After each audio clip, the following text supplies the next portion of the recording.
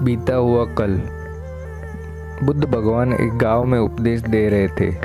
उन्होंने कहा कि हर किसी को धरती माता की तरह सहनशील तथा क्षमाशील होना चाहिए।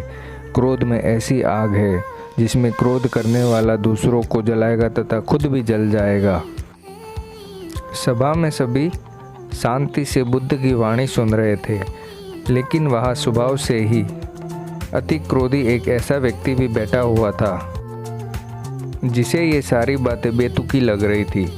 वह कुछ देर तो ये सब सुनता रहा, फिर अचानक ही आग बबूला होकर बोलने लगा, तुम पाखंडी हो, बड़ी बड़ी बातें करना यही तुम्हारा काम है।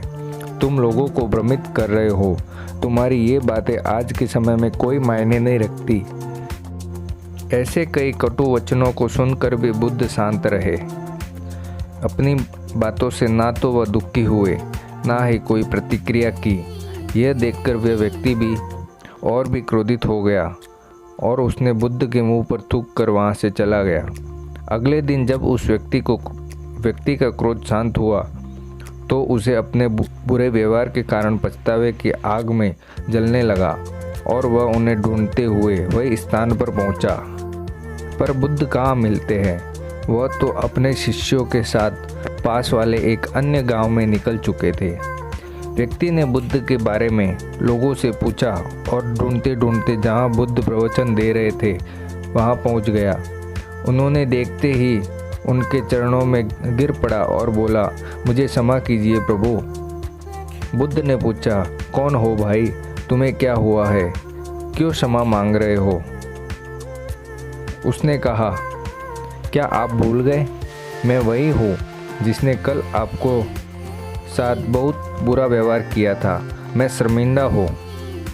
मैं मेरे दुष्ट आचरण की क्षमा याचना करने आया हूँ।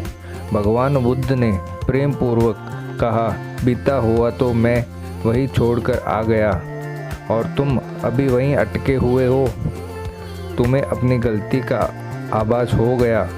तुमने पश्चाताप कर लिया। तुम निर्मल हो चुके हो। अब तुम आज में प्रवेश करो।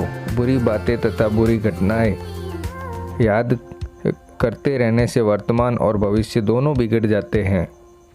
बीती हुई कल के कारण आज को मत बिगाड़ो। उस व्यक्ति का सारा बोझ उतर गया।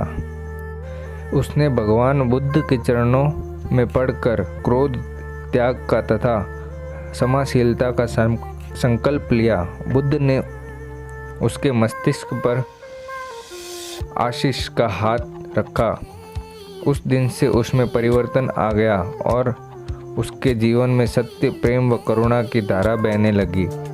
मित्रों, बहुत बार हमें भूत में की गई किसी गलती के बारे में सोचकर बार बार दुखी होते हैं और खुद को कोसते हैं। हमें ऐसा कभी नहीं करना चाहिए। गलती का बोध हो जाने पर हमें उसे कभी ना दोहराने का और एक नई ऊर्जा के साथ वर्तमान को सुदृढ़ बनाना चाहिए। अगर आपको हमारी कहानियाँ अच्छी लगती हो तो लाइक, सब्सक्राइब एंड शेयर ज़रूर करें। Thank you for watching me.